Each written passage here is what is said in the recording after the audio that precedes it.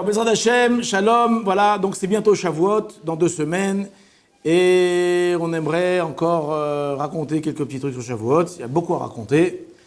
En tout cas, il y a un machal, une parabole qui est très connue par rapport à Shavuot. Shavuot, c'est quoi? C'est le don de la Torah, on va recevoir la Torah, d'accord? Mais ça veut dire quoi, on va recevoir la Torah? Et bien de la même façon qu'à Rosh Hashanah, Hachem va nous juger pour savoir est-ce qu'il va nous donner la vie ou pas, d'accord? Et bien à Shavuot, c'est un petit peu, ou c'est même beaucoup, le Rosh Hashanah de la Torah, à savoir ce jour-là, alors Akadosh Baruch Hu, il va décider combien de Torah tu vas acquérir, combien de Torah tu vas recevoir. D'accord? Et pour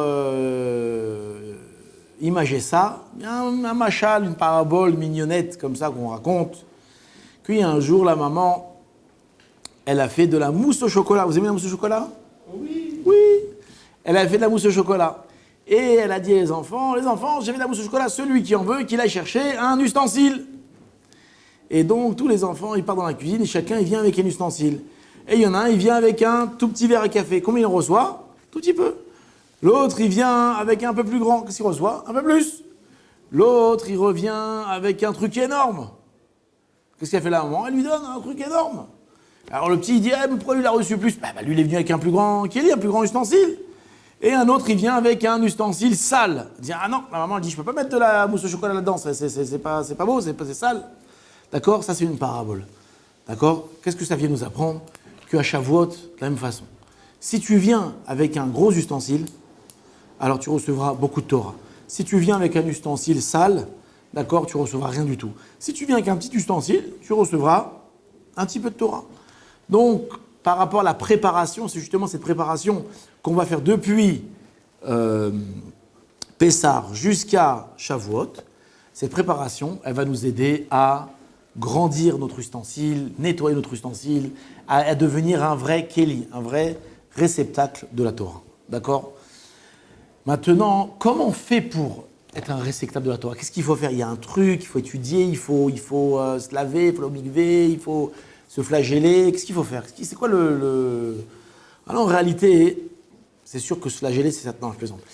C'est sûr que se tremper au mikvé, de faire attention à ses yeux, de faire attention à ses pensées, c'est sûr et certain, comme on voit dans les Pirkei Avot, c'est des outils indispensables pour recevoir la Torah. Aval, il y a un autre outil qui s'appelle la considération.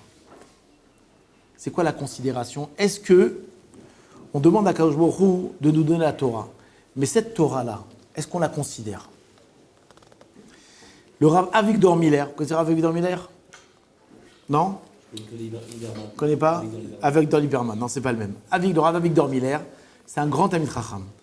Et on a sorti un livre qui s'appelle Réjouis-toi dès ta jeunesse. Vous connaissez? Un livre bleu comme ça, extraordinaire, où là-bas, il va expliquer les fondements de la Torah. En tout cas, c'était un personnage qui, à l'époque, il m'avait beaucoup impressionné. Et un jour, j'étais à une station de bus comme ça, et je rencontre un Américain que je ne connaissais pas. On commence à discuter. Et on parle, et je lui dis, t'as connu toi le Rav Avigdor Miller? Il dit, bien sûr, je l'ai connu. Il dit, quoi, t'allais dans ses cours et tout, tu l'entendais? Il dit, bien sûr, je l'ai entendu, aux États-Unis. Et on était la veille de Rosh Hashanah. Et je lui dis, dis-moi un truc qu'il disait. Qu'est-ce qu'il disait le Rav Avigdor Miller? Il dit, tu vois, la veille de Rosh Hashanah, le jour de Rosh Hashanah, il commençait la dracha, donc son cours, son sermon, par une parole. Tout il disait la même parole. Qu'est-ce qu'il disait? Il dit aujourd'hui, donc à Rosh Hashanah, nous allons demander à Kadosh Baruch Hu, donne-nous la vie, d'accord? Zochenu les chaim, souviens-toi, d'accord? Les chaim, donne-nous de la vie, donne-nous les chaim. On va demander à Hachem pendant 2 jours et après pendant 10 jours, Hachem, donne-nous la vie, donne-nous de la vie, donne-nous la vie. Mais avant de demander à Kadosh Baruch Hu de nous donner de la vie, il y a un sentiment qu'on doit avoir. C'est pas un sentiment, il y a une chose une proclamation qu'on doit faire à Kadosh Baruch Hu. C'est quoi la proclamation? C'est d'abord, on doit dire à Hachem, la vie que tu nous donnes, on l'apprécie. D'accord? Si, du matin au soir, on ne considère pas la vie qu'on a, ça veut dire qu'on grogne du matin au soir. D'accord? On n'est pas content de la vie, on n'est pas content de la parnassa, on n'est pas content de la famille, on n'est pas content de la santé, on n'est pas content de tout, toujours, on veut toujours plus, on est tristouné comme ça. D'accord? Donc on n'est pas satisfait réellement de la vie que Hachem nous donne. Qu'est-ce que maintenant on va venir à Rosh Hashanah, on va dire Hachem, donne-moi de la vie, donne-moi de la vie. Qu'est-ce qu'il va dire Hachem? Il dit, mais la vie que je t'ai donnée, tu l'apprécies pas. Pourquoi tu me réclames, tu veux que je te demande de la vie? Donc le premier sentiment qu'on doit avoir à Rosh Hashanah, c'est quoi?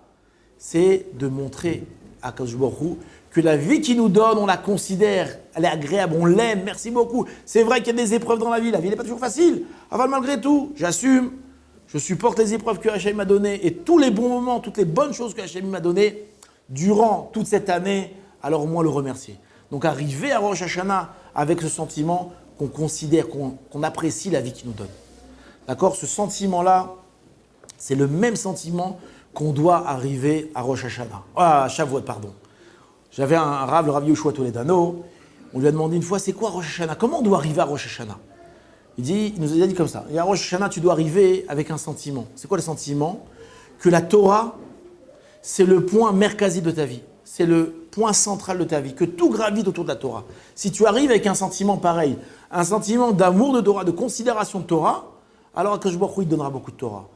Mais si cette Torah-là, tu la grognes, cette Torah-là, tu l'aimes pas, cette Torah, à chaque fois le rabbin, il parle à la synagogue, tu t'endors, tu l'écoutes pas, ou à chaque fois qu'on dit, viens à un cours, tu grognes, tu veux pas, oui, non. Alors que tu peux arriver à Shavuot. Comment tu arrives à Shavuot? Alors il y en a qui s'en fichent. Pour eux, Shavuot, ça change rien. Ah bon, on parle de gens sincères, de gens religieux, qui arrivent à Shavuot. D'accord? Et qui ont envie de passer un bon Shavuot, ils ont envie qu'il y ait une toélette, une utilité de ce Shavuot-là. Et donc c'est très important de développer cette considération, cette envie, cet amour de Torah. D'accord? Plus on va avoir de la considération pour la Torah, et plus, alors, on sera un kéli, un ustensile pour recevoir la Torah. Je vais essayer de faire un parallèle pour essayer d'imager ça dans une Mishnah des Pirkei Avot. D'accord? On avait déjà parlé de ça pendant le Tioul, mais je ne l'avais pas fini. La première Mishnah du deuxième chapitre de Pirkei Avot. Vous savez ce qu'elle dit? Non, je vais vous le dire.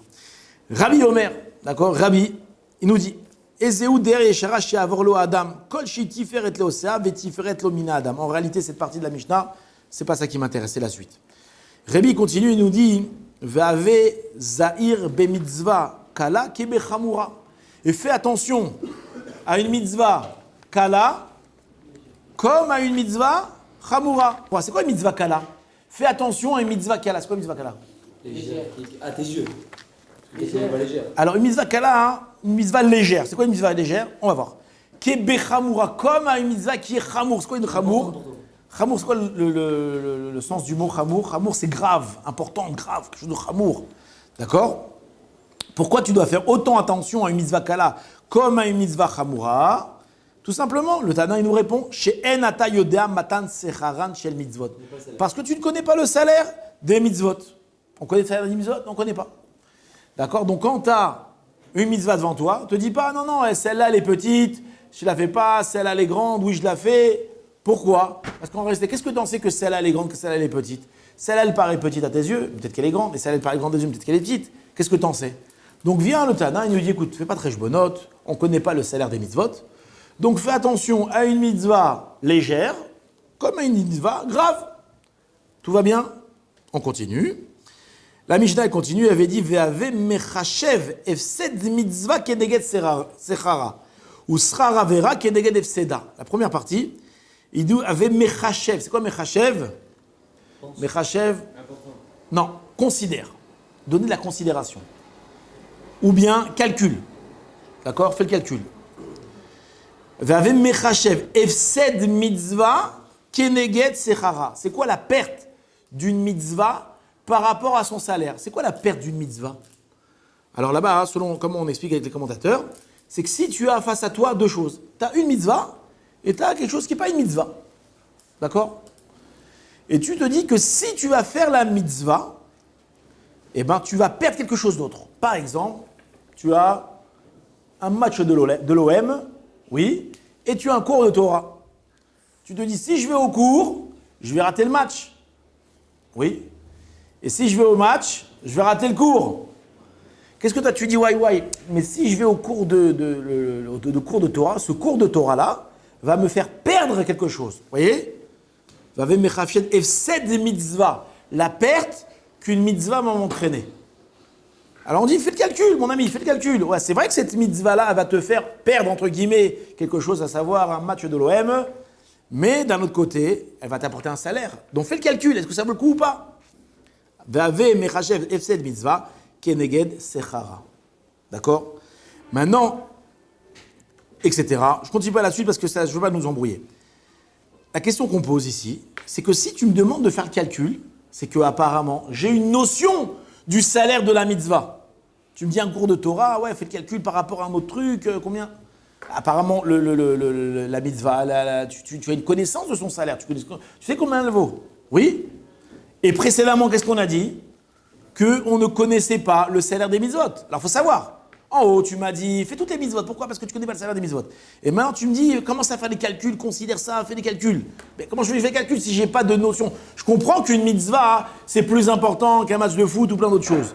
Aval, ne viens pas utiliser un langage de Vemechachev, considérer, de calculer. Calculer, considérer, tu le fais quand tu as les données. Quand tu n'as pas les données, comment tu calcules? Vous comprenez la question?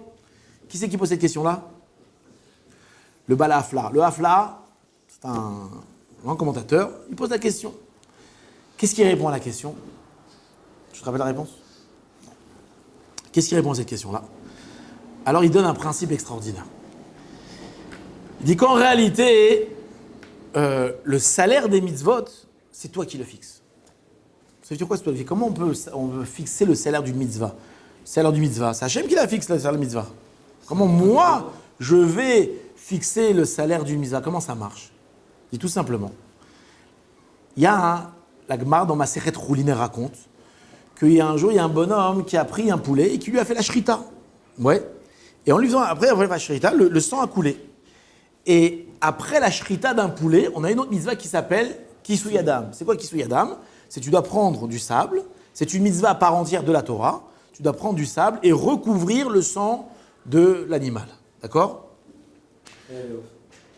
Chaya ve'of, exactement. Une bête sauvage, à savoir par exemple un cerf ou une chose pareille, ou un poulet, un oiseau. Maintenant, qu'est-ce qui s'est passé? La Gemara raconte dans Masechet Choulin qu'il y a un jour, un bonhomme, il a fait la shrita à un poulet. Et il y a un bonhomme qui est venu derrière, il a pris du sable, il a fait la bracha, et clac, il a jeté le sable sur le sang. Et là, à ce moment-là, le bonhomme dit, tu m'as volé ma mitzvah, c'est à moi. Kisui Adam, il appartient à celui qui a fait la shrita, tu m'as volé la mitzvah. Et donc, qu'est-ce qu'ils ont fait? Ils sont partis chez Rabban Gamiel. Rabban Gamiel, le maître, il a écouté l'histoire et il a tranché. Il a dit, en effet, tu lui as volé sa mitzvah, tu dois lui rembourser. Et qu'est-ce qu'il lui a dit? Tu dois payer combien? Non, 10 éouvim, 10 pièces d'or. D'accord? La question qu'on pose, il dit, mais attends, mais Rabban Gamiel, lui, 10 pièces d'or, mais quoi, il avait un barème? Ça, il avait un barème, Kisui Adam, 10 pièces d'or, Limud Torah, il avait un barème de la valeur des mitzvot. Alors les commentateurs, ils expliquent, ils disent, non, en réalité, Rabban Gamiel, qu'est-ce qu'il a fait? Il a dit un chiffre au hasard. Il a dit 10 pièces d'or. Et quoi? Et il a vu la réaction de l'autre. Qu'est-ce qu'il a dit l'autre? Il dit, ouais, 10 pièces d'or, ouais, c'est bien, ouais, donne-moi 10 pièces d'or. Donc, en disant 10 pièces d'or, qu'est-ce qu'il a fait le bonhomme? Il a limité, il a fixé le salaire de la mitzvah. S'il avait dit, ma pitom, 10 pièces d'or, mais ça ne me suffit pas, mais je veux plus que ça, beaucoup plus. 100, non, 200, non, je veux plus que ça, c'est infini. Alors, Béhémet, la valeur de la mitzvah, elle est infinie. Tandis qu'en disant 10 pièces d'or, il a limité à 10 pièces d'or. D'accord?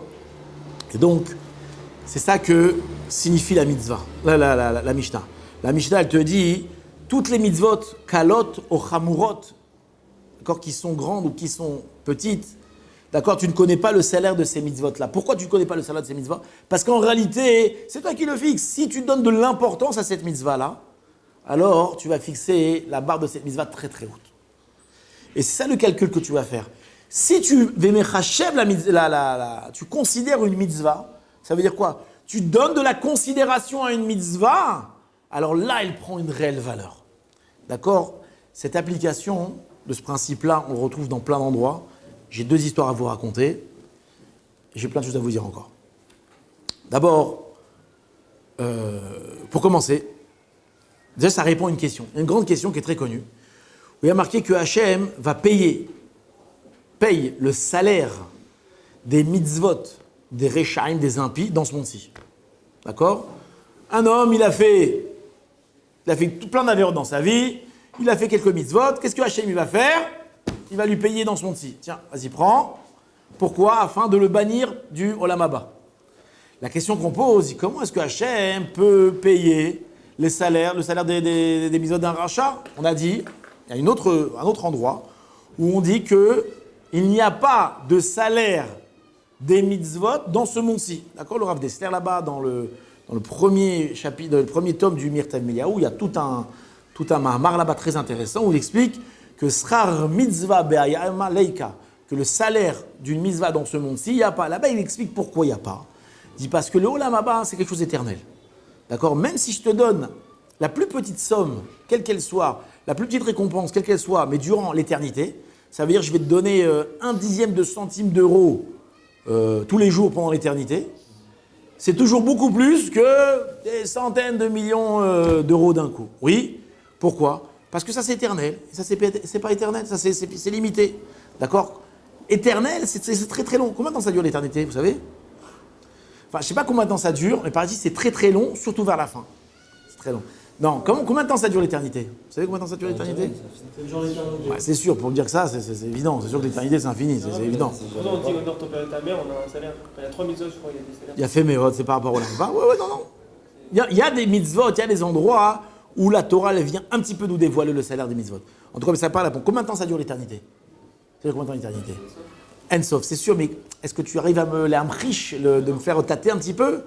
Il y a un machal, une parabole. Un jour, on raconte qu'un roi, il a demandé à ses conseillers combien de temps dure l'éternité? Et personne n'était capable de lui répondre. Alors, il a dit infini, Ensof, etc. Et là, il y a un chacham, il lui a dit je vais t'expliquer combien de temps ça dure l'éternité. Tu vas prendre une montagne, d'accord? Et sur cette montagne-là, tu vas mettre une autre montagne. Et tu vas mettre encore une autre montagne. Et tu vas prendre toutes les montagnes du monde et tu vas les mettre les unes sur les autres. D'accord? Ça fait une grosse montagne. Et tout en haut de la montagne, tu vas mettre un petit oiseau. D'accord? Tout en haut. Et lorsque le oiseau, avec le frottement de ses petites pattes sur le haut de la montagne, il aura usé toutes les montagnes, alors là, se sera écoulée la première seconde de l'éternité. C'est long. Wow. D'accord? Hein? Ça va. C'est limite, mais bon, c'est pas mal quand même déjà, non? D'accord? C'est juste pour nous faire ressentir un petit peu c'est quoi l'éternité. Et donc, des fois, quand on est face à une avéra, on se dit quoi? Je vais me taper, je vais perdre l'éternité à cause d'un petit plaisir futile qui va durer à peine quelques secondes. Et c'est même pas un plaisir des fois, c'est un truc bidon. D'accord? Une petite marque d'orgueil, une petite bêtise comme ça, un petit gros mot. Pourquoi? À cause d'une petite machin, on va perdre l'éternité à cause de ça, c'est dommage. D'accord? Donc il faut savoir que l'enjeu est grand. L'enjeu est grand et très très grand et très très long. En tout cas, donc le salaire, un salaire éternel est toujours plus grand qu'un salaire qui est fixé. Donc c'est pour ça que du fait qu'une mitzvah, c'est quelque chose d'éternel, d'accord? Hachem ne peut pas nous payer le salaire d'une mitzvah dans ce monde-ci. Pourquoi? Parce qu'il n'y a pas assez de richesse dans ce monde-ci. Maintenant, alors dans ces cas-là, on pose la question, comment on peut dire que Hachem, il paye le salaire des Rechaïm dans ce monde? Juste un instant, tu viens me dire qu'il n'y a pas de limite au salaire des mitzvot. Alors comment il paye le salaire des Rechaïm dans ce monde? Comme on expliquait. Avec la valeur que lui... Exactement, comme on l'a expliqué précédemment. En réalité, un homme, c'est lui qui va lui donner la valeur de sa mitzvah. Si un homme, il fait une mitzvah, et il va la considérer comme quelque chose d'absolu, d'éternel, qui lui donne une valeur sans fin, d'accord? Bémet, cette mitzvah-là, elle aura une valeur sans fin. Un exemple qu'on peut donner, est-ce que vous, Baruch Hashem, vous êtes des bons juifs, Shomer Shabbat, est-ce que vous seriez prêt à fumer une cigarette Shabbat? Non, c'est dur. Je te donne 10 000 euros, tu fumes une cigarette Shabbat. 100 000 euros! 1 million! 1 milliard! Oh! Et chez nous, c'est quelque chose d'extrêmement ancré. D'accord? Il y a des choses vraiment qui ont une valeur extraordinaire pour nous. D'accord? Et donc, me mettre ça a une valeur infinie. Il y a des choses que on est prêt à mourir, on ne les fera pas. Et si le rachat... Attends, maintenant, le rachat, lui, par contre, chez lui, il y a oui un barème. Il est bien. Pourquoi? Pourquoi il est bien? Non, si on remarque dans ce monde, un rachat, à peine il fait une mitzvah, Hachem il est donné dans ce monde. Ça dépend combien il va les donner. Toute sa vie, il est bien. Alors, ça dépend. il a Alors, attends, mais- ça dépend. Regarde, c'est très intéressant. Très intéressant parce qu'il y a expliqué ça. Je vais expliquer ça. J'ai entendu une fois d'un arabe quelque chose d'extraordinaire, comment il expliquait cette chose-là. Qu'est-ce qu'on disait? D'accord. Le rachat, donc, c'est lui qui va... Chez rachat, c'est pas comme ça. Le rachat, lui, il est prêt pour de l'argent ou pour... pas forcément de l'argent, pour autre chose. Il est prêt à gâcher ses mitzvot, il est prêt à gâcher ces choses-là. Comment? Par exemple, un homme, il fait du... Il va à la prière, par exemple. D'accord? On va dire un rachat qui va à la prière, c'est pas très courant. Mais on va dire un homme qui se comporte mal et qui va à la prière. Il va à la prière. Combien sa prière, elle vaut? Combien sa prière, elle vaut? Est-ce qu'elle a une vraie valeur? Est-ce qu'elle a quelque chose qu'il considère réellement? Eh bien, en vérité, tous les soirs, il va à Arvit. D'accord? Tous les soirs, il va à Arvit, il fait le Kriyat Shema, comme moi, il fait Arvit. Et un soir, il est parti, je sais pas où, dans un mariage, et le monsieur, il est crevé. Et il y a un minyan maintenant. Mais pour aller au minyan, qu'est-ce qu'il faut faire? Il faut marcher un petit peu, ou il faut prendre la voiture, ou il faut se fatiguer un petit peu. Est-ce qu'il va aller au minyan ou pas? Ouais. Alors, si c'est un homme qui est un fou d'Arvit, que pour lui, Arvit, c'est quelque chose d'extraordinaire, d'accord? Par vents et marées, même si ça lui coûte de l'argent, alors il ira faire Arvit quoi qu'il arrive. D'accord? Et ainsi, il va donner une réelle valeur à sa mitzvah. Mais si l'homme, lorsqu'il est fatigué, ou lorsqu'il s'est un petit peu loin, ou lorsqu'il faut dépenser de l'argent, là, il commence à réfléchir à ce que j'y vais, est-ce que j'y vais pas, automatiquement, qu'est-ce qu'il a fait? Il a fixé la valeur de sa mitzvah. Et donc, Akadosh Baruch Hu, il va envoyer des épreuves à ces Réchaïm-là. Et ces épreuves-là, c'est elles qui vont fixer le salaire des mitzvot. Un homme, d'accord, rachat, on va dire que toute l'année il garde Shabbat, ou toute l'année il mange plus ou moins kasher. Et un jour, il est en vacances. Où est-ce qu'il est? Il est en Thaïlande. D'accord? Qu'est-ce qu'il va manger? Et le mec, il a faim. J'ai faim, qu'est-ce que je vais manger? Oh là là, elles sont vachement appétissantes, hein, ces crevettes. Oh, on n'est pas en Israël, hein, je peux manger des crevettes, oui ou non? Et qu'est-ce qu'il a fait? Il va craquer. Donc, qu'est-ce qu'il a prouvé par là? Que la valeur de la cache-route pour lui, qu'est-ce qu'elle vaut? Elle vaut une crevette. D'accord? D'accord, moi j'avais un copain, quand on était jeune, je suis toujours jeune, hein, Baruch Hashem, mais j'avais un copain, on mangeait kasher, shomer Shabbat, tout ce que tu veux. Mais les croque-monsieur, c'était trop fort pour lui, il ne pouvait pas. C'est ces croque-monsieur, c'est le fromage avec le jambon. C'était un truc, lui, il ne pouvait pas. Croque-monsieur, c'était... Donc lui, la cache-route, il a fixé jusqu'à un certain niveau. Donc il avait un amour de la Torah, une appréciation, mais c'était limité au croque-monsieur. Il y en a pour qui ça sera les filles, d'accord? Il fait la Torah, tout ce que tu veux. Mais alors, devant une fille, il ne peut pas, il craque. Et donc ainsi, Akadosh Baruch Hu, il va mettre le rachat face à une épreuve, et c'est cette épreuve-là qu'il ne va pas surmonter, qui va délimiter les mitzvot. Il va donner la valeur des mitzvot. Maintenant, des foyers des Réchaïm qui font des mitzvot, d'accord? Et qu'eux aussi sont prêts à ne pas les vater, ils sont prêts à ne pas y renoncer.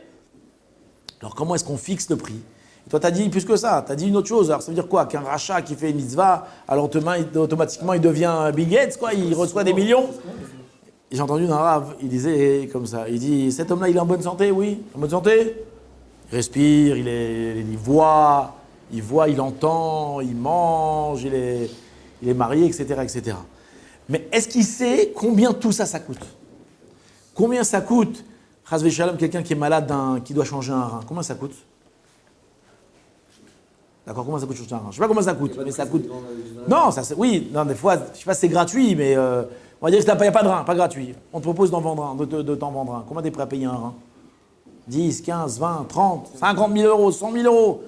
D'accord? Combien t'en as? T'en as deux. Donc rien que là, tu as peut-être 200 000 euros. Tu veux changer un œil, combien ça coûte? Combien ça coûte? Ça change un œil? Je crois que ça change un œil, non? Oui, sûrement. Combien ça coûte un œil? Une prothèse. Prothèse, combien ça vaut un œil? 50, 100 000, 200 000 euros. T'entends rien, on veut te greffer une oreille. Combien ça coûte une oreille? Un appareil auditif. Combien un type qui n'entend pas, il est prêt à payer pour avoir deux oreilles? D'accord? Il a toutes ses dents, d'accord? Combien ça vaut des dents? T'as déjà changé une dent? C'est un dentier, ça. C'est une blinde des dents, non? 5 000, 10 000, 2 000, franchement, les tranches, c'est une fortune.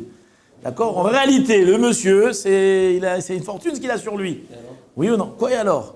Akadosh Baruch Hu, à ce rachat-là, il lui donne la vie tous les jours. Il le fait respirer. Le fait de pouvoir manger, bien digérer, comment ça coûte ça? Il y a des gens qui ne peuvent pas manger par la bouche. D'accord? On doit leur mettre intraveineuse. Combien d'hommes pareils il serait prêt à payer pour manger un steak frites? Non, mais par rapport à ce que j'ai dit. La même façon que des fois, le rachat, d'accord, la vie qu'il va recevoir ne sera plus gratuite. Akadosh Baruch Hu, il nous donne la vie gratuitement. D'accord? Il nous fait vivre, il nous donne tout ce qu'on a, on l'a gratuitement.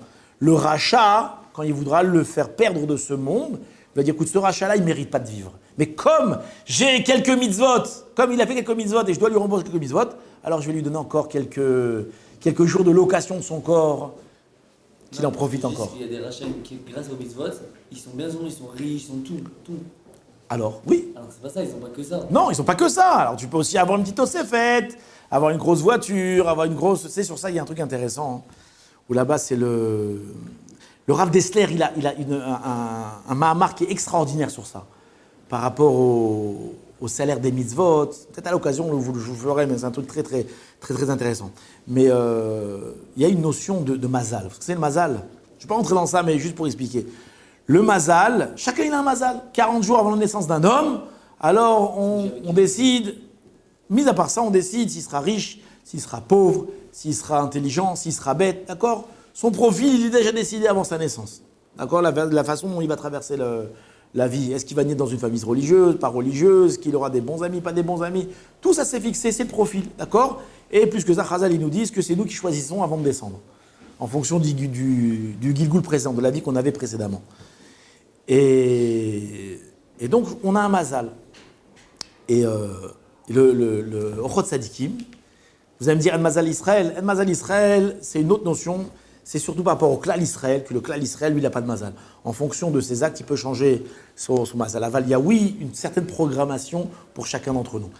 Et le Ochot Sadikim, il explique, il dit combien on a vu de gens, d'accord, qui étaient impies, et qui avaient tout pour eux, ils réussissaient, ils avaient de l'argent, ils avaient tout ce que tu veux. Et à partir du moment où ils ont décidé de faire tchouva, ils ont tout perdu. Comment c'est possible? Le Ochot Sadikim l'explique, le Rav Pinkus aussi l'explique là-bas dans Tifer Torah, aussi le Rav Dessler l'explique, dit que avant, qui c'est qui le nourrissait? C'était l'Yetzirah, d'accord? C'était le mal. Pourquoi? Parce que le mal, il est intéressé, et ça aussi c'est une dracha entière à faire, qu'il y a des gens qui se comportent mal et qui réussissent. Pourquoi? Pour être une épreuve pour les autres. D'accord? Imaginez-vous, ça aussi c'est un truc qu'on a déjà parlé, imaginez-vous, là, je vous raconte comment j'avais expliqué ça. Hein. Il y avait un groupe qui est venu, il expliquait qu'ils avaient une prof à l'école, qui était une école juive, qui était très anti-religieuse, très anti-religieuse. Et elle racontait, elle aimait bien raconter et se moquer, comment, d'une famille, elle est venue d'une famille religieuse, comment elle avait abandonné la Torah. Elle raconte que quand elle était petite, toujours on lui disait de ne pas allumer la lumière Shabbat, de ne pas manger des trucs pas cachés, etc. Et un jour, qu'est-ce qu'elle a fait? Elle a allumé la lumière Shabbat sans faire exprès. Et qu'est-ce qui lui est arrivé? La foudre s'est abattue. Non, pas qu'est-ce qui lui est arrivé? Rien du tout. Il lui est rien arrivé du tout. Je dis, mais je comprends pas. On m'a dit de ne pas allumer la lumière Shabbat, j'allume la lumière, il ne s'est rien passé? Incroyable. Qu'est-ce qu'elle a fait? Elle a réessayé. Qu'est-ce qui lui est arrivé? Rien du tout. Et ainsi de suite, elle a commencé à profaner Shabbat. Et elle a vu qu'il lui arrivait rien du tout. Qu'est-ce qu'elle a fait? Elle a commencé à manger pas cachère. Elle s'est étouffée? Pas du tout. Il lui est rien arrivé. Alors je comprends pas, on me dit de pas manger pas cachère, on me dit de pas transgresser Shabbat. Ouais, je le fais, il m'arrive rien. Et donc les élèves qui étaient arrivés, c'était des Sarcellois, ils m'ont dit, qu'est-ce que vous lui aurez répondu à cette dame-là? Des petits jeunes de 13, 14 ans, ils ne savent pas quoi répondre. Je dis, mais cette question-là, elle est écrite, ça c'est évident, c'était c'est ce qu'on appelle Sadik Veralo, Racha Betovlo, qu'est-ce que ça veut dire? Imaginez-vous que toutes les personnes qui allumeraient la lumière Shabbat, elles s'électrocuteraient. Est-ce que quelqu'un allumerait la lumière Shabbat? Bien sûr que non. Toutes les personnes qui mangeraient quelque chose de pas cachère, d'accord, elles s'étoufferaient, elles mourraient. Quelqu'un ne mangerait pas cachère. Ou le mec qui met la clé dans sa voiture Shabbat, la voiture, elle explose. Quelqu'un prendrait la voiture Shabbat. Si tu avais immédiatement le salaire et la punition des mitzvot, oui, est-ce qu'il y a quelqu'un qui ne ferait pas les mitzvot? Est-ce que quelqu'un ferait la vérote? Ils sont bêtes ou quoi les gens? D'accord?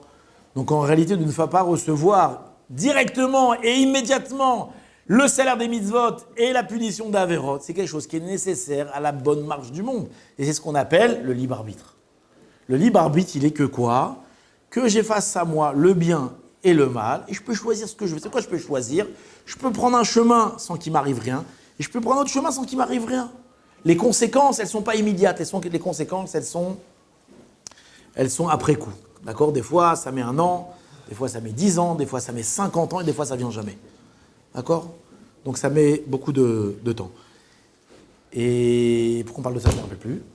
Pour les Shaim qui avait. D'accord. Et donc les Rechaïm, Akadosh Baruch Hu, il va faire payer. Ah oui, pour le Mazal, excusez-moi, voilà, je me rappelle. Le Mazal. Et donc quoi?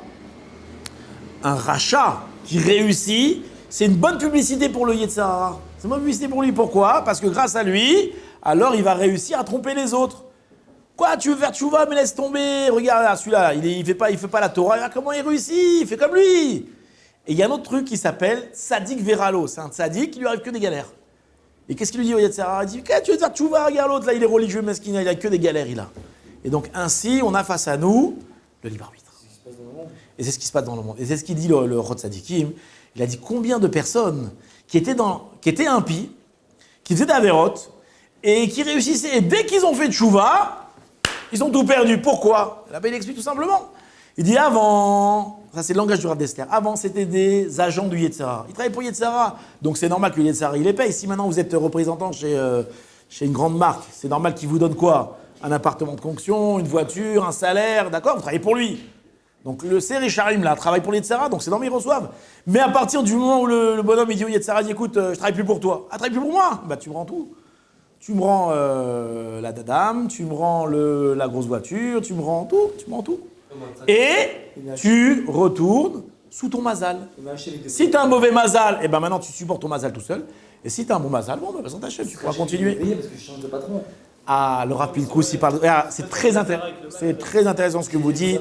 C'est très intéressant ce que vous dites. Le Rav Pinkus, il parle exactement, il pose cette question-là. Je sais pas, c'est pas mon propos maintenant, mais c'est une vraie question où là-bas, il dit, le Rav Pinkus, il explique. Alors celui qui a un mauvais mazal, comment il fait? En deux mots. Avant, il travaillait pour le Yetzer Hara, c'est le Yetzer Hara qui payait, d'accord? Eh bien, qu'est-ce qu'on lui dit? Bah, travaille maintenant pour Hachem. Travaille pour Hachem, et là, tu vas devenir pas un agent du Yetzer Hara, tu vas devenir un agent d'Akadosh Baruch Hu. Et là, tu vas sortir de ton mazal. C'est une des façons de sortir de son mazal, c'est travailler pour Hachem. Qu'est-ce que ça veut dire travailler pour Hachem? Il y a beaucoup à expliquer, il y a tout un mahamar entier du Rav Pinkus très très intéressant sur ça, dans Tiferet HaTorah, pour celui qui veut voir dans Tiferet HaTorah, sur Parashat Lech Lecha, sur le Pasuk, Anochim Magen Lecha. Très très intéressant. D'accord, revenons à notre sujet. Quelle est ta question, jeune homme? Il y a des tzadikim qui ont un salaire aussi. Dans ce monde-ci? Dans ce monde-ci, qui n'ont pas que des galères. Alors, c'est très intéressant ce que tu dis. Il n'y a aucun salaire dans ce monde-ci. Le salaire que tu reçois, d'abord, où est-ce qu'on voit ça? Qu'est-ce qu'on dit dans le Shema Israël tous les jours? Ve'aya, im, shamuar, tishmi'u el mitzvotai. Et voici si vous écoutez mes mitzvot, d'accord, que je vous ordonne aujourd'hui. Alors, qu'est-ce qu'il va faire, Hachem? Qu'est-ce qu'il va nous donner? Venatati, metarartsechem be'aito, yoreu makosh, vasafta deganecha. Venatati, je vous donnerai la pluie, et je vous donnerai la parnassa, je vous donnerai le shalom, je vous donnerai les enfants, plein de choses. Donc tu vois que oui, il y a un salaire des mitzvot. Ils font des mitzvot, ils reçoivent un salaire. Quoi non? On ne le voit pas dans ce monde. C'est ça ma question. Ingratitude, tu vois pas? On ne le voit pas. Oh Hachem, on est en bonne santé. Non, Mais quoi, c'est pas un salaire ça, c'est pas extraordinaire? Vous voyez un vrai. Tu vois comment ils galèrent les gens? Va en Afrique, comment ils soufflent les gens. En Chine, les mecs, ils sont à travailler pour $30. Il y a ingratitude, moi. La journée, il a pas Quoi, grand-chose. Qu'est-ce qu'il a pas grand-chose? Il a un rachat, Il a à manger, il a une maison, il a une femme, il a des enfants. Baruch Hashem. C'est parce qu'on a un kappa ou un kappa, Baruch Hashem. Ceux qui servent Hashem, en général, ils sont heureux. Et l'heureux, c'est pas forcément le mec qui a de l'argent. L'heureux, c'est un état d'esprit, être heureux, c'est quelque chose de bien. Ah non, il peut tout avoir. Il suffit qu'Hachem, il lui dérègle un petit truc dans son cerveau, il devient fou. Regarde ces grands personnages, ces grandes stars là, regarde celui-là, là, Michael Jackson. Ouais, le mec, il avait tout. Presque tout, quoi. Il était au top. Mais non, le mec, il se droguait, il était machin, il en est mort d'ailleurs. Pourquoi? Un petit truc qu'Akadosh Baruch Hu, il a déréglé dans son cerveau. Non? Bon, en tout cas, attends, j'ai pas fini. L'explication que je te donne. Et donc, là-bas, le Rambam, il répond à cette question-là. Il dit que tout ce qui est marqué dans Kriyat Shema, toutes les promesses que la Torah nous donne, qu'on recevra dans ce monde-ci, c'est pas un salaire. C'est des moyens de servir Hachem. Je donnais un exemple à l'époque, je ne le donne plus aujourd'hui parce que c'est un petit peu... Bon, je vais vous le donner, c'était rigolo. C'était... À Yeshiva, il y a 15 ans, c'est l'exemple que je donnais. C'est les gladiateurs. C'est les gladiateurs. Enfin, les Havdi, vraiment, je dis, prenons-le à la rigolade. Les gladiateurs, vous savez comment ça marchait les combats de gladiateurs? Il y avait le champion qui se battait contre un nouveau. Maintenant, le champion, comment il était? Il avait une épée, il avait une armure, il avait tout. Et l'autre, qu'est-ce qu'il avait? Il avait rien. Même pas, ils se battaient ensemble. D'accord? Alors, je pense qu'il y avait toutes sortes de combats de gladiateurs. En tout cas, Stam, entre parenthèses, qu'on avait fait le Tioul, vous vous rappelez? Il y a 4 ou 5 mois, hein, il nous a expliqué, le guide avait rapporté la Gemara, on dit que les gladiateurs, c'était qui les gladiateurs à Rome? C'était des juifs. C'est qu'ils avaient pris en exil les juifs, d'accord, qui s'étaient retrouvés à Rome, et les Romains s'amusaient à mettre des juifs dans l'arène à se battre. D'accord, et là-bas, on voit, il y a toutes sortes d'halachot par rapport aux armes, etc. Et c'était lié justement aux gladiateurs. On referme la parenthèse. En tout cas, le gladiateur, qu'est-ce qu'il était? Et donc l'autre, il était presque nu. Et il se battait. Maintenant, qu'est-ce qui se passe? Si, bien qu'il soit nu, il réussit à vaincre l'autre gladiateur, alors il devient champion. Maintenant, qu'est-ce qu'on va lui donner? Une armure? Pas du tout. Qu'est-ce qu'on va lui donner? On va lui donner un truc. On va lui donner une épée. Et à chaque fois qu'il gagne, on va lui donner un truc de plus. Et à la fin, s'il gagne tous les combats, ça va devenir un tank, le bonhomme. D'accord? Les Havdil, bon, c'est vraiment juste l'exemple qu'on donnait à l'époque pour rigoler, mais c'est un peu dans le même principe. Plus tu vas faire de la Torah, ouais, et plus Akadosh Baruch Hu va te donner les moyens de faire de la Torah. Et c'est ça qui dit Venatati metartseche be'ito yorem malkosh, je te donnerai la paix. Plus tu vas faire, plus c'est comme un agent commercial qui travaille pour une société, plus il va faire du bénéfice et plus on va lui donner. On va donner une petite voiture au début, après on a une grosse voiture, on va lui donner un gros téléphone, un deuxième téléphone, une secrétaire, deuxième secrétaire, on va lui donner un avion privé, d'accord? Le type il rentre de l'argent, on va lui donner. Plus tu vas faire, plus tu recevras. Mais ça, c'est pas le salaire. Le salaire, c'est sra mitzvah b'alma leka. D'accord? Maintenant, reprenons notre sujet. J'avais 2 histoires à vous raconter. La première histoire, c'est pour expliquer ce qu'on avait dit ici, que le fait de considérer la mitzvah, il y avait un rabbin qui s'appelait le Apté Rebbe, le rav de Apta. Vous connaissez? Apté. C'était le Ohev Israël de Apté. Et il y a un jour, il y a un chassid qui est venu le voir. Il lui a dit, Kvod Arav, moi j'étais un grand marchand, j'ai beaucoup d'argent, j'ai tout perdu, et j'ai besoin de marier ma fille. Il dit, d'accord, combien t'as besoin? Il lui a dit, j'ai besoin de 1000 roubles. Il dit, d'accord, combien t'as? J'ai 1 rouble. Il dit, ouais, 1 rouble, tu vas pas aller très loin, c'est un petit peu chaud. Alors, le rabbin réfléchit, il lui dit, écoute, va. Et la première affaire qui se présente à toi, fais-la. Tu connais l'histoire? La première affaire qui se présente, vas-y, tu l'as fait. Toi, le bonhomme, il s'en va, il retourne à l'auberge, et dans la salle principale de l'auberge, il voit des marchands de diamants, des diamantaires en train de discuter les uns avec les autres. L'autre, il prend une pierre, lui montre, il s'échange des pierres. Il regarde comme ça, il s'approche, et il y en a un des diamantaires, il regarde, il dit, qu'est-ce que tu regardes? Il dit, tu veux faire des affaires? Hein? Tu veux faire des affaires? Des diamants, j'ai des diamants. Et le bonhomme, il dit, ouais, pourquoi pas? Vous avez une bonne affaire? Il dit, oui, bien sûr, on a des affaires, d'autant. Combien d'argent tu as? Alors le bonhomme, il lui dit, ben, j'ai 1 rouble. 1 rouble, qu'est-ce que tu vas acheter avec 1 rouble? Tu peux pas acheter des diamants avec 1 rouble, Ah, j'ai rien à proposer. Tous les bonhommes, ils sont morts de rire, en train de rigoler. Vous entendez ces idiots-là, ce barbu-là, il veut faire des affaires avec 1 rouble. Il n'y a rien à faire, on peut rien faire avec 1 rouble. Et il y en a un mort de rire, il rigole, il dit, ah, si tu veux, moi j'ai un truc à te vendre pour 1 rouble. Ouais, quoi? Il dit, si tu veux, je te vends mon Olam Haba pour 1 rouble. Je te vends mon monde futur pour 1 rouble. Et ils sont morts de rire. Maintenant, le juif, il réfléchit. Il dit, la première affaire qui se présente, je la fais. Il dit, d'accord, j'accepte, à condition qu'on fasse un contrat. Mais oui, on va faire un contrat, mort de rire, vas-y, écris le contrat. Alors, le bonhomme, il écrit, comment je t'appelle, hein? Il écrit le contrat, il achète le Olam Haba pour 1 rouble. Et donc, il lui donne le rouble ici, et ils sont morts de rire. Regardez le rouble, j'ai réussi. Qu'est-ce qu'il fait, ce juif? Il rentre, il s'en va, il repart. Et entre-temps, qui c'est qui rentre? La femme d'un diamantaire. Elle les voit, tout ça, tous morts de rire, en train de rigoler. Et ça va, il dit, qu'est-ce qu'il y a de rigolo là? Pourquoi vous rigolez? Elle dit, ah, il y a un religieux là, un barbu, il est venu, il a un truc, il voulait faire des affaires, je lui ai vendu mon Olababa pour 1 euro, pour 1 rouble, il rigole. La femme, elle dit, quoi? Tu lui as vendu ton Olamaba pour 1 rouble? Mais t'es pas un peu fou? Mais dis quoi, t'as plus d'Olamaba? Alors qu'est-ce que t'es un morceau de viande, t'as plus de Neshama, t'as plus rien. Alors pourquoi tu vis, à quoi tu sers? Et elle commence à lui mettre dans la tête à son mari. Tiens, vous connaissez ça un peu ou pas? Quand la femme, elle se déchaîne contre son mari, le mari, il est super... mais quoi? Mais qu'est-ce que tu dis, quoi? Oui, mais quoi? Mais qu'est-ce que tu es maintenant? T'es comme un animal, t'as pas de Neshama, t'as pas de Olamaba, qu'est-ce que tu vaux? Mais t'es fou d'avoir fait ce truc, il faut le récupérer. Et là, le bonhomme, il dit, waouh, qu'est-ce que j'ai fait là? Ouh là là, attends, je réfléchis, mais c'est vrai, peut-être que... Mais je suis fou, quoi. Et là, vite, il sort, il dit, va le récupérer, donne-lui ce qu'il a, donne-lui ce qu'il veut, donne-lui, récupère-le. Il va, il attrape le juif, il dit, dis-moi. C'était pour rigoler, hein, l'histoire, Olam Haba, un rouble, hein. Tiens, je te rends ton rouble, mon papier. L'homme me dit, bah putain, je rigole pas, moi. Moi, je dois faire des affaires, j'ai besoin de garder ma fille, j'ai besoin d'argent. Elle dit, ah, c'est de l'argent que tu veux, d'accord, ok, allez, vas-y, je te donne 5 roubles, tu me rends mon papier. Il dit, 5 roubles, mais tu rêves, mon ami. Il dit, combien tu veux? Combien je veux? 1000 roubles.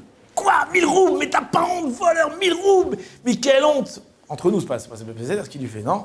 1000 roubles, il demande. Il dit, bon, ok, là, il 50 roubles. Non, 1000 roubles, je t'ai dit. Mais vas-y, arrête, ça va pas ou quoi? Et sa femme, elle vient. Vas-y, j'ai une bonne femme, vas-y, fais-lui. 100 roubles, 200, non, 300, non, 500. Ça dure 2 heures. Et à la fin, elle dit, allez, 1000 roubles, vas-y, prends-les, rends mon papier. Il prend le papier, il truc, il déchire. Il est énervé comme ça. Et la femme aussi est énervée. Et le mec, il est content. Il a ramassé ses 1000 roubles. Comme le rébé, il a dit. Mais là, la femme, elle se retourne vers le type. Elle lui dit, mais attends, franchement, tu nous as roulé. C'est logique ce que tu as fait. Maintenant, entre nous. C'est bien ce qu'il a fait, c'est bien ce qu'il a fait. Franchement, le mec, il a acheté un rouble, il a vendu 1000 roubles. C'est une combine de religieux, ça. C'est quoi, ça? Et il lui a dit, écoutez, moi, vous avez un problème, vous allez voir mon rave. Moi, mon rave, comme ça, il m'a dit de faire la première affaire, j'ai fait ce que machin, j'ai reçu mes 1000 roubles. Moi, je vois, c'est exactement l'application de ce que le rave, il a dit. Vous avez un problème, allez le voir. Il dit, ouais, c'est qui ton rave, je veux le voir, là. Il lui dit, voilà, le Israël de Hapta, va le voir. Elle est partie le voir, elle commence à lui dire, ouais, ça veut dire quoi? C'est quoi ce religieux-là? Un rouble, 1000 roubles, il nous a roulé. Et le rave, il réfléchit comme ça, et il lui dit, écoutez, madame, quand votre mari, il a vendu son Olam Haba, combien est-ce qu'il valait? Il valait la valeur qu'il l'a considérée. Pour lui, son Olam Haba, puisqu'il était prêt à le vendre à 1 rouble, il valait 1 rouble, ça valait rien. Aujourd'hui, qu'il a pris conscience de combien ils vont son Olam Haba, et qu'il était prêt à donner pour ça 1000 roubles, alors combien ils vont son Olam Haba? Ils vont 1000 roubles. Donc c'est une bonne affaire, qu'est-ce qu'il y a? Et ça, c'est l'histoire, elle s'arrête là. Plus tu vas considérer la chose, et plus la chose sera considérable. Ça se dit? Je ne sais pas. Ça, c'est la première histoire. La deuxième histoire, et donc juste par rapport à Shavuot, c'est la même chose. Shavuot, lorsqu'on va arriver devant Akadosh Baruch Hu à Shavuot, et on va montrer à Hachem, pas seulement à Shavuot, c'est toute cette préparation-là, que la Torah, elle est chère à nos yeux. Comment est-ce qu'on montre que la Torah, elle est chère à nos yeux? Que déjà, Shavuot, on ne va pas le gâcher à simplement manger, à dormir. On va montrer que chaque instant est important, on va étudier, on va être sérieux, on va montrer que la Torah, elle est chère à nos yeux, alors que je pourrais dire, cette Torah-là, il la considère, alors ça vaut le coup de lui donner beaucoup de Torah. Plus on va apprécier la Torah, pour celui qui a la capacité d'étudier, celui qui n'a pas la capacité d'étudier, alors qu'il va aider Talmidei Chachamim à vivre, ça aussi c'est une grande mitzvah, ça montre qu'il est marir la Torah. Aussi recevra la Torah. Il y avait une fois à Shavuot ici, et un bonhomme il est arrivé, il a dit, moi j'arrive pas à étudier. Je sais pas étudier. C'est un monsieur un peu âgé, il avait du mal, comme ça il boitait un petit peu. Il a dit, moi, à Shavuot, je vous sers. Personne ne se lève, celui qui veut un café, je lui sers. Et nous on était dans le Beth Midrash, on a tous étudié plus ou moins. Mais celui qui a le plus travaillé, c'était lui. D'accord? Il allait d'un bonhomme à l'autre, tu veux quelque chose, tu veux un café, tu veux machin, il a amené des glaces, il a amené des boissons, il a amené des trucs et tout. Il a essayé de servir les Talmidei Chachamim, d'accord, comme il a pu. Et ça aussi, par cela, il montrait la chashivut du Limud Torah. D'accord, maintenant, juste pour revenir par rapport au Rechaim, qu'Akadosh Baruch Hu, il fait perdre au Rechaim le salaire des mitzvahs. Il y a une histoire que j'avais rapportée, très intéressante. Un jour, il y avait dans une ville un rachat, un moïser. C'était un moïser. Moïser, c'était un homme qui dénonçait les gens. D'accord, il allait voir les autorités, là-bas, c'était les Russes à l'époque. Tel juif, il a fait ci, tel juif, il a fait ça. Et il dénonçait, les Russes venaient, la police venait, embarquait les gens, mettait en prison. Et donc cet homme-là, il avait fait beaucoup de mal dans la ville. Un impie notoire, les gens le haïssaient, un type horrible. Et qu'est-ce qu'il est arrivé à cet homme-là? Il est mort. Ça arrive, d'accord? Il est mort. Et qu'est-ce qu'on fait à un mort avant d'enterrer? On lui fait ce qu'on appelle la tahara. On va le prendre et on va laver le mort. On va laver... Certaines fois, on trempe au mikvé le mort, d'accord, tu as certaines choses à faire avant de l'enterrer. Et donc quand ils étaient en train de le laver, donc il y avait toute l'équipe de la Chevra Kadisha des pompes funèbres qui était en train de s'occuper de lui. Et en plein milieu, alors vous savez, heureusement, malheureusement, on s'habitue à tout. Ça veut dire que les gens de la Chevra Kadisha, hein, c'est, comment dire, ils voyaient un mort devant eux, ça leur fait rien du tout. On raconte le Rav Yosef Chaim Sonnenfeld, qui était le Rav de Jérusalem. Il avait voulu acquérir un petit peu de crainte du ciel, de crainte de la mort, de crainte de la faute. Et donc, qu'est-ce qu'il a fait? Il s'est engagé dans la Chevra Kadisha. Ouais, pour avoir un peu contact avec les morts, pour un peu ressentir ce que c'est la fin de la vie. Qu'est-ce qu'il raconte? Il est resté 2 semaines. Au bout de 2 semaines, il dit même ça, on s'habitue. On s'habitue de tout. Et donc, voilà, là-bas, il y avait une ambiance, il est en train de nettoyer, voilà. Et il y a un de l'équipe, qu'est-ce qu'il a fait? Il s'est approché du mort, et peut-être qu'il avait un gros nez, je sais pas. Et qu'est-ce qu'il a fait? Il a fait une pichenette. Une pichenette ou une pichinette? Une pichenette, d'accord? Donc il a fait une pichenette dans le nez. Et tous les copains, morts de rire, peut-être qu'il a fait le mort, il a fait une pichenette, d'accord? C'était rigolo? Rigolo, on a bien rigolé. Et donc on emmenait le corps il s'est fait enterrer, voilà, il est fini, l'histoire est finie. Dans la nuit, l'homme à la pichenette, donc le pichenetteur, s'endort, et tout d'un coup, qu'est-ce qu'il voit en rêve? Il voit le mort arriver en rêve, en train de lui hurler dessus, ouais, machin, tu m'as humilié, je t'attaque tout de suite, maintenant, tout de suite, tu viens avec moi devant le Beddin chez le Mala, je t'attaque maintenant de la honte que tu m'as fait. Et le type, il se réveille, waouh, oula, c'est quoi ce rêve que j'ai fait? Après, il dit, moi, un rêve, il est mort. Bon, il se rendort. Mais le problème, c'est que le mort, il revient. Et ainsi de suite. Tous les nuits, le mort revenait, énervé, en train de lui crier, en train de le menacer. Je t'attaque maintenant, je veux que tout de suite tu viennes devant le tribunal céleste, tu vas voir. Et le type, il commence à rentrer dans une dépression. Il dort plus la nuit, il est malade, il va se confier à son père. Il lui raconte l'histoire à son père. Et le père, il entend ça, il ne sait pas quoi faire de son fils, pauvre fils, il va mourir comme ça. Qu'est-ce qu'il va voir le père? Il va voir un grand rabbin de la génération qui s'appelait le Maharsha. C'est qui Maharsha? À la fin de la Gemara, il y a un commentateur qui s'appelle Maharsha, 250-300 ans. Un des grands commentateurs du Talmud. Il va voir le Maharsha, il lui raconte l'histoire. Et le Maharsha, il dit, écoute, dis à ton fils de venir dormir chez moi, d'accord? Dormir à côté de moi. Et lorsque le mort va l'apparaître, alors qu'il parle, qu'il hurle, qu'il fasse quelque chose, et moi je vais m'adresser au mort, je vais le défendre, Et donc il est venu dormir, il s'est endormi, et tout d'un coup le mort arrive, et là il se met à hurler, et là le Maharsha il se lève et il commence à parler. Il parle au mort. Il dit, qu'est-ce que tu veux? Attends, laisse tranquille cet homme. Il dit, non, je laisse pas tranquille, il m'a fait une grande honte, il m'a humilié, il m'a fait une pichenette, ça m'a humilié devant tout le monde. Je veux maintenant qu'il vienne avec moi au tribunal céleste, il va être jugé pour la honte qu'il m'a fait. Et le Maharsha, il dit, mais qu'est-ce que tu juges de quoi? Mais toute ta vie, t'étais un rachat, toi, t'as fait du mal toute ta vie. Toute ta vie, t'as vendu ces pauvres juifs là qui étaient en Russie, ils avaient une vie difficile là-bas dans ces pays-là. Tu les as vendus, tu leur as fait du mal. D'accord? Qu'est-ce que tu viens maintenant te plaindre? C'est tranquille. Il dit, moi, rachat, moi, un impie, ma pitom, pas du tout. Quand je suis mort, on m'a pas jugé comme un impie. On m'a jugé comme un tzaddik. Il dit, toi, on t'a jugé comme un tzaddik, comment ça se fait? Il dit, tout simplement, c'est que quand j'étais plus jeune, j'étais un jour au bord d'un fleuve, et il y a des bachour et yeshivot qui sont venus, des étudiants des yeshiva, qui sont venus se baigner. Et il y en a un qui était en train de se noyer. Et qu'est-ce que j'ai fait, moi? Ni une ni deux, j'ai plongé, je l'ai sauvé. Je l'ai sauvé de la mort, il était en train de se noyer, il avait failli mourir, je l'ai sauvé.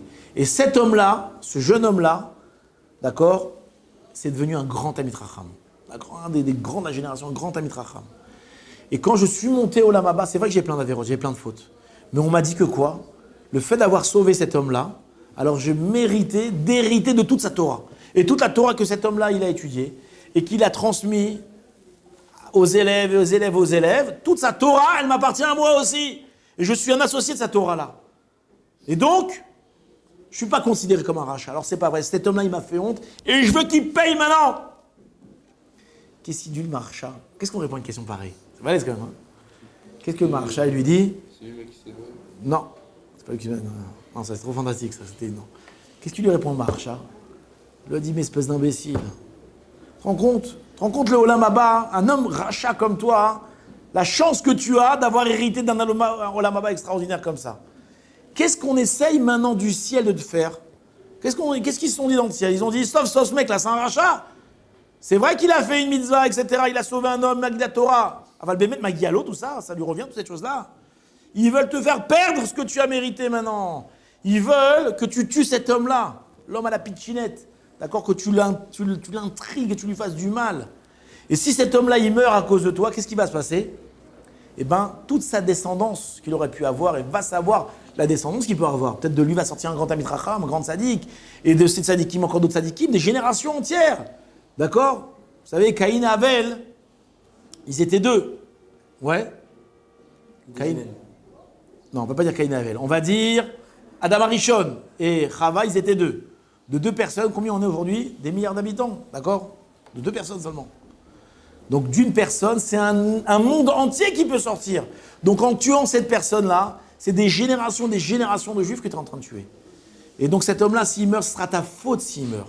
Et de ce meurtre-là, on va t'accuser. On va dire, regardez cet homme-là, il a causé la mort d'un innocent, il a causé la mort d'un tzaddik, cet homme-là c'est un tzaddik, et de lui devait sortir un tel et un tel et un tel, un tel, un tel. Et donc maintenant, viens, on va faire la balance. C'est vrai qu'il a un grand mérite d'avoir sauvé celui-là, mais il a un grand chov, une grande dette d'avoir tué celui-là. Donc qu'est-ce qu'on fait? On annule ça, et maintenant on va le juger selon ses actes. Donc l'espèce d'imbécile, essaye de ne pas perdre tout ce que tu as mérité, ne va pas le perdre maintenant. Et donc à ce moment-là, le mort a disparu et l'homme il a été sauvé. Et donc encore une fois, on retrouve ce principe-là. La valeur que tu donnes à une mitzvah, non en réalité c'est pas ce principe-là qu'on apprend, c'est que Akadosh Baruch Hu, il paye le salaire des Rechaim dans ce monde-ci. D'accord? Donc même s'il a un grand mérite, on trouve toujours un moyen, même après la mort, de lui faire perdre de ces choses-là. Hein? La mort, c'est comptabilisé. On ne peut plus faire de mitzvot, c'est pas vrai.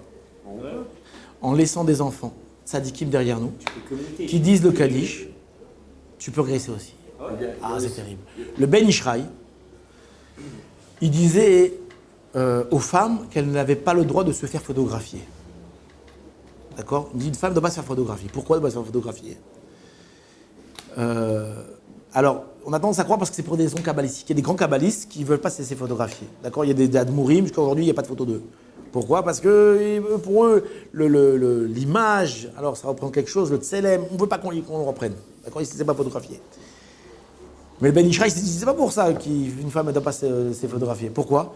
Parce que si elle se fait photographier, même après sa mort, si la photo, on va dire, elle est attrayante, quoi, elle va continuer à faire fauter des hommes. Et donc, tous les ans, on va rouvrir son dossier. On dit, regardez, madame, regardez, cette année encore, vous avez faire fauter tant et tant de personnes. Donc, après sa mort, il continue à faire des... L'homme, c'est moins. D'accord? En général... Là, une femme, c'est plus... d'accord, on fait plus de fautes en regardant une photo de femme qu'en une photo d'homme. Non? Je sais pas de quel côté tu te places, toi. Non, mais bon, en règle générale. À l'époque du Ben Ishraï, les gens étaient normaux. En tout cas, c'est le conseil. Donc, et les mitzvot aussi. Un homme, il a laissé derrière lui un mérite.